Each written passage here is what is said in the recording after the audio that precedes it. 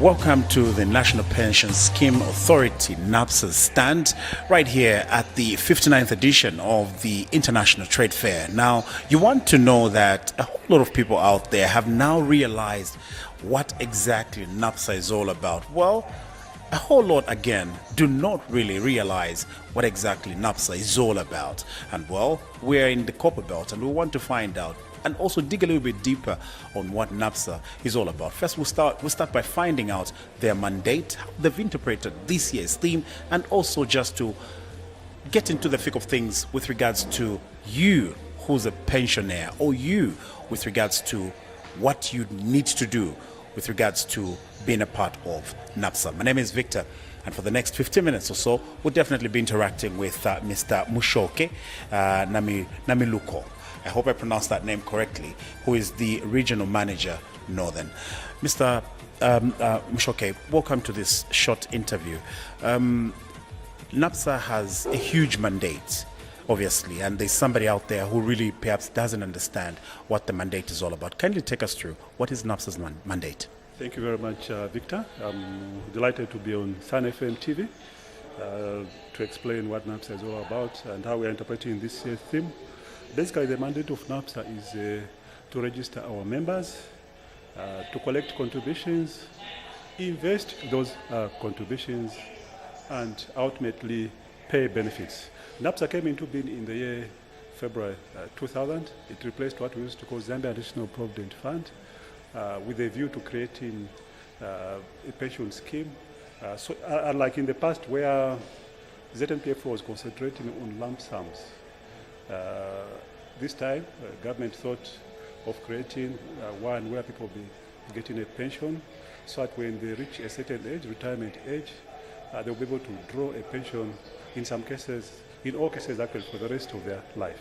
For example, Victor, we had our first pensioner in 2006 who qualified through what we call a sliding scale, okay?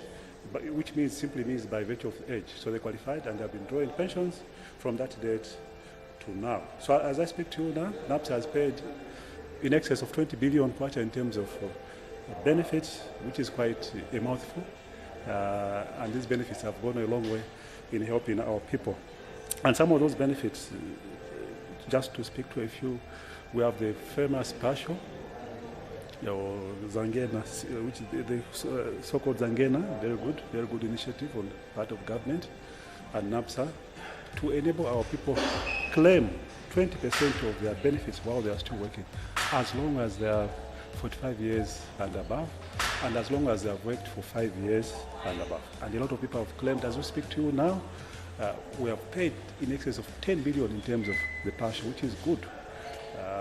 The benefits that NAPSA pay are quite many: retirement, survivors benefit, invalidity benefit, which is a benefit which is payable on account of bad health. Especially here where we are on the copper belt, most of our people find themselves in certain circumstances where they are unable to continue working, and when that happens, NAPSA pays a benefit to them.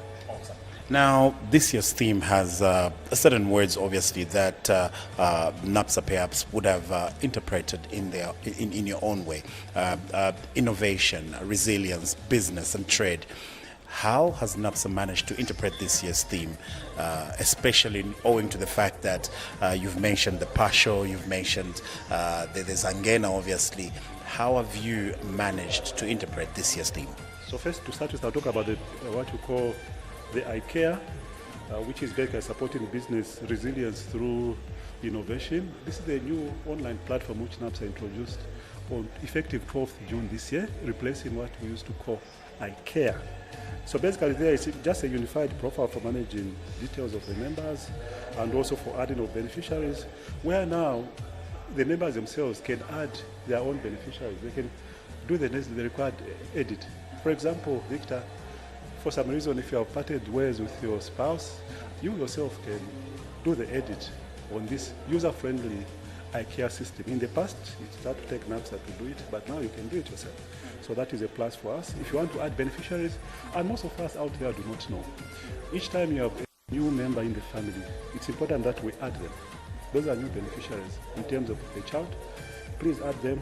The other benefit is instant account registration, very important. If you are already registered on NAPSA, you don't need to register again. All you need to do is to click where it says forgot password, and then you click there and you follow the prompts and you're able to do everything. If you have never registered on NAPSA, then there are easy steps that can be followed to ensure that you do the registration. The other benefit of NAPSA is the diaspora inclusion. Members out there who have a lot of dollars, Victor, but they have no opportunity to invest their money. So we are giving them this opportunity through iCare.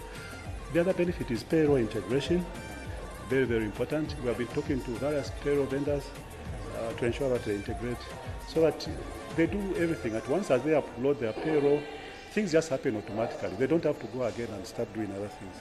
The other one is automated return submission, very important to us. So in short, we are talking about effortless compliance, real-time KYC and identity verification. We have also integrated with other stakeholders who are NEMA, Workers' Compensation Fund Control Board, Zambia Revenue Authority. The banks, several banks have actually come on board to support NAPSA in this journey of iCare, which is good and which is quite helpful to us. So please, dear employer, all of us who are here in the showgrounds or those who will be passing around here, please pass through and tap into this very, very good innovation. Then the other thing that we are doing as NAPSA is that we are promoting trade, okay, through the investments that we make. We are promoting trade. I want to mention a few things that we are doing as NAPSA. For example, on the road sector front, I'm sure we all know that NAPSA has actually invested money to a tune of $300 million on the Ngola to Saka road. And what are the benefits? Before I even explain more, we had also funded the construction of the $145 million in Ndola to Solwezi Road. Most people do not know that. That's what people's money is doing. We have also invested in different things like the energy sector, Mamba Collieries, the 300 megawatts. We have pushed in a lot of money there. And we also invested previously in the Katwe Gorge lower. So what that has entailed, Victor, is that we have actually, through that investment, we have contributed in managing load shedding.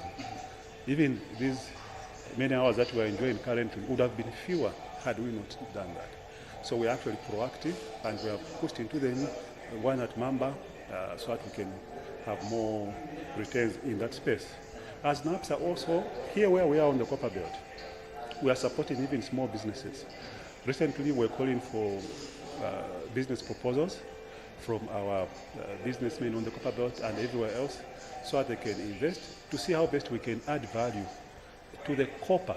The President has consistently talking about value addition, and that's what we have demonstrated as NAPSA, that we need to do that, and through the calling of those proposals, we believe that can help.